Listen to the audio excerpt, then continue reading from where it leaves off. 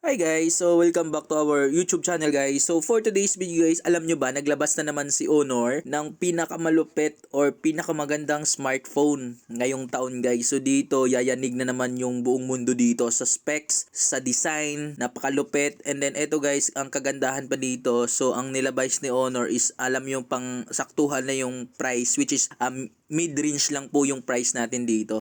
And syempre guys, ang price pala nito is 12,999 lang. So yun na nga guys, inside the box ni Honor X8B. So mayroon siyang free case and then clear case guys if ever na bumili ka ng Honor X8B. So may libre na tayong free clear case. And syempre guys, of course, hindi mawawala sa kanya yung charger. And then dito pala guys, si Honor X8B is gumagamit na siya ng 33 watts, a fast charger. And then ang kanyang battery is naka 5,000 mAh battery. And of course guys, si Honor X8B, so meron siyang 3 color variant. So meron siyang black, silver, and of course, ang glamorous green guys na leather na yung likod niya, ang pinakamaganda.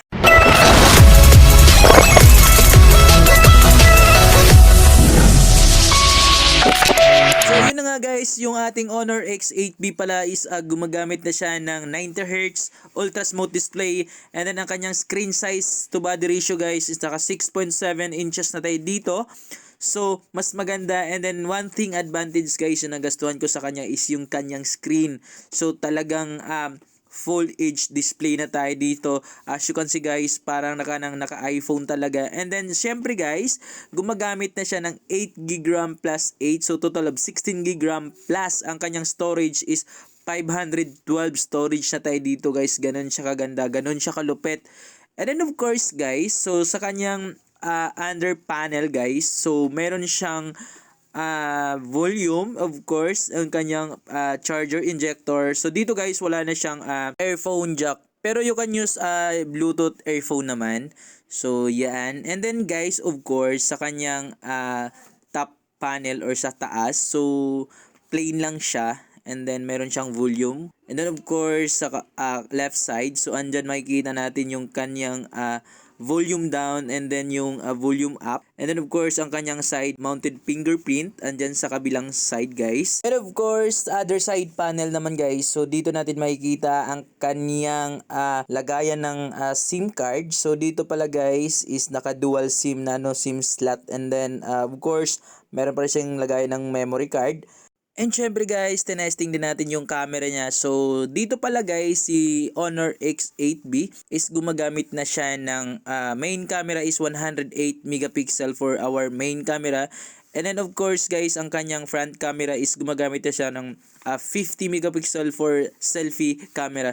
So as you can see guys, so mas maganda to and then mas malinaw kasi gumagamit na siya ng 108 megapixel. So kunyari guys, mahilig ka mag-reels, mahilig ka mag-picture, TikTok, or mahilig ka mag-take ng videos, nag-vlog ka guys. So dito, highly recommended tong Honor X8B pagdating sa kanyang camera. So sa performance, napakalupit, wala akong masabi dito guys. So for me guys, so i-rate ko yung camera ni Honor X8B. So siguro out of 10, siguro maibigay ko siya is 10/10.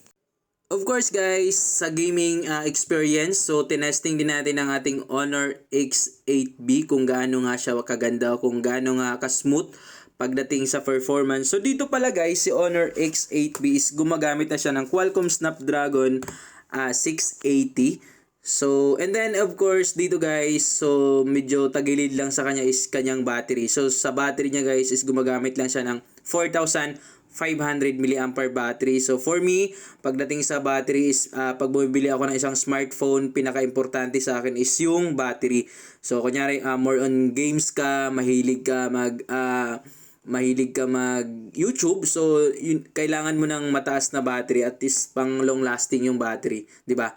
So, pero dito guys, anyway, so tinesting natin siya sa games. So, smooth naman pagdating sa performance. So, for me is goods pagdating sa games. So, di siya lag. And of course guys, ang ating Honor X8B is na naka-ultra na rin siya or naka-ultra na rin siya pagdating sa Mobile Legend. So ayan, so for me guys, kung tatanungin nyo ako kung worth it ba yung price na 12,999 for this smartphone. So sa akin guys is okay naman sa akin. Pagdating sa akin, goods naman yung price niya. So not bad pagdating sa specs kasi mataas 512 and then 16 GB RAM. Mostly kasi sa ibang brand yung ganyang specs naka 512 storage magre-range na ng mga 20,000 pero si Honor X8B sa halagang 12,999 guys, 16 GB RAM and then 512 storage and then naka AMOLED screen display plus camera and then plus Qualcomm Snapdragon na rin. Of course guys, yung kanyang design solid. So sobrang ganda ng design ni Honor X8B.